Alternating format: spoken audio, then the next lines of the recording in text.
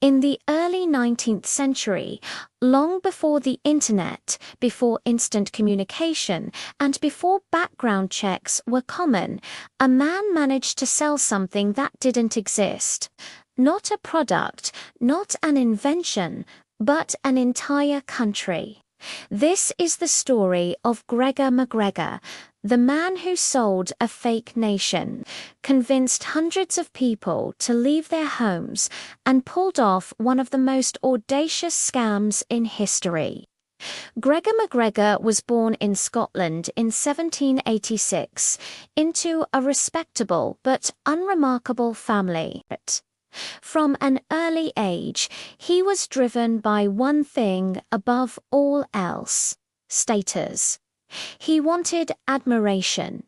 He wanted power. And most of all, he wanted to be seen as important. At just 16 years old, MacGregor joined the British Army. He married into a wealthy family, which helped him rise quickly through the ranks. But despite the uniform and the title, he wasn't satisfied. The British military offered honour, but not glory fast enough for a man like Gregor MacGregor. So when South America erupted into revolution against Spanish rule, MacGregor saw opportunity. In the 1810s, South America was a whirlwind of chaos, war, and ambition. Revolutionary leaders like Simon Bolivar were fighting to liberate colonies from Spain, and they welcomed foreign soldiers with open arms.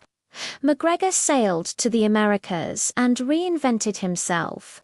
He exaggerated his rank, claiming titles he never earned. He embellished his achievements, telling stories of heroic battles and bold leadership, and people believed him. Eventually, MacGregor declared himself a general and fought sometimes bravely, sometimes disastrously in several campaigns. He failed more often than he succeeded, but failure didn't stop him, because MacGregor had learned something important. You didn't need victory, you only needed confidence. After a series of military failures, MacGregor vanished from the battlefield. But he didn't disappear. He was planning something far bigger, far more ambitious. Sometime around 1820, MacGregor claimed he had been granted control of a territory on the Caribbean coast of Central America, place he called Poye. According to him, Poye was a fully formed nation. It had fertile land, perfect for farming, rich rivers teeming with gold, a warm, pleasant climate, friendly native inhabitants who were eager to trade, and most importantly, was open for settlement. MacGregor gave himself a title, Cacique of Poye. It sounded exotic, powerful, official. There was only one problem: Poye did not exist. MacGregor returned to Britain and began selling Poye with astonishing confidence. He printed detailed maps showing rivers, mountains, and even a capital city. He created official-looking land certificates, complete with a coat of arms. He even published a 350-page guidebook describing the nation's government, its thriving economy, and its culture. According to the guidebook, the capital city, St. Joseph, had stone buildings, wide paved streets, an opera house, and a bustling port. None of it was real, but two people in Brittanness, especially poor labourers, struggling farmers, and families desperate for a better life, sounded like paradise. You have to remember, this was a time of economic depression in Britain. Jobs were scarce, food was expensive. The future looked bleak for many. MacGregor wasn't just selling land, he was selling hope. What makes this story truly incredible is not just that people believed MacGregor, but that institutions did too. He opened offices in London and Edinburgh where prospective settlers could exchange their British pounds for Poye dollars, a currency he invented. British banks accepted Poye land certificates as legitimate assets. Investors eager for a piece of the action bought government bonds issued in the name of Poye, loaning MacGregor the equivalent of millions of dollars in today's money. MacGregor held elegant parties dressed in a magnificent military uniform, surrounded by the symbols of authority.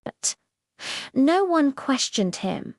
Why would they? He had paperwork, he had confidence, and he spoke like a man who belonged. In 1822, the first ships carrying settlers set sail for Poye. The Honduras packet and the Kennesley Castle were filled with men, women, and children who had left everything behind. They packed tools, seeds, furniture, and all their worldly possessions. But more than anything, they packed their dreams of a new life in a new land. After months at sea, they finally arrived. But when the ships reached the designated coast, there was nothing. No city, no port, no buildings, just dense, impenetrable jungle, swamps, biting insects, and suffocating heat. The settlers waited, confused, thinking perhaps they had landed in the wrong place. They hadn't. Poye was not a nation. It was an uninhabited, undeveloped stretch of mosquito-infested wilderness, harsh and unforgiving. The settlers tried to make the best of it, building crude shelters from branches and leaves, but their food ran out quickly. The climate was brutal.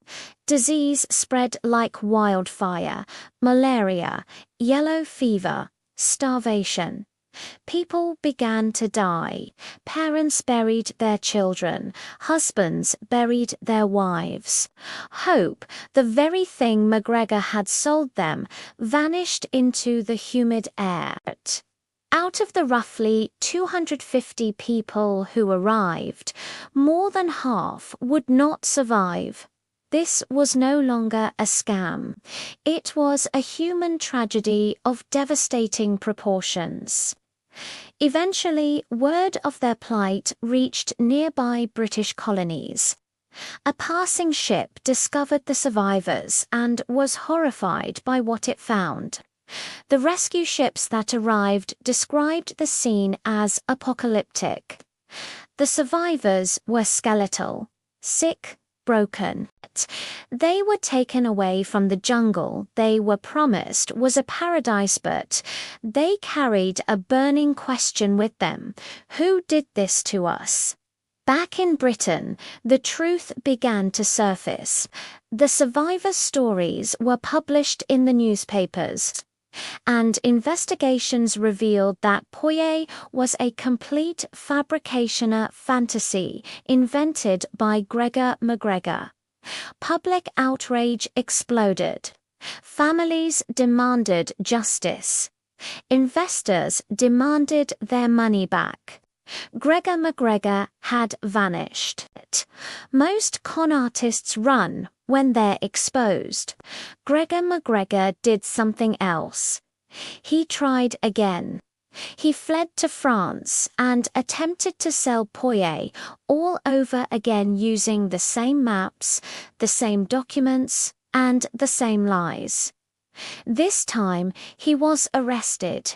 But unbelievably, after a trial where he charmed the jury, he was released. And later in life, he returned to South America, where he was welcomed not as a criminal, but as a former Revolutionary War hero. He lived out his final years in Venezuela, receiving a general's military pension. Gregor MacGregor died peacefully in 1845. He was buried with full military honours and was never truly punished for what he did. So how did one man sell a fake country? Because people wanted to believe. MacGregor understood something timeless about human nature. If you offer a dream that is powerful enough, people won't ask too many questions. He showed that authority can be performed. Confidence can replace truth. Paper can feel like proof. And when desperation meets hope, logic often disappears. Gregor MacGregor didn't invent fraud, but he perfected it on a scale that is almost unimaginable. He didn't just steal wallets, he stole futures. And his story reminds us that deception doesn't always come wearing a mask. Sometimes it wears a uniform. Sometimes it carries official-looking documents. And sometimes it speaks calmly, confidently, and tells you exactly what you want to hear. Because the most dangerous lies are the ones we're desperate to believe. Thanks for watching. If you found this story as fascinating as I did, hit that like button and subscribe for more.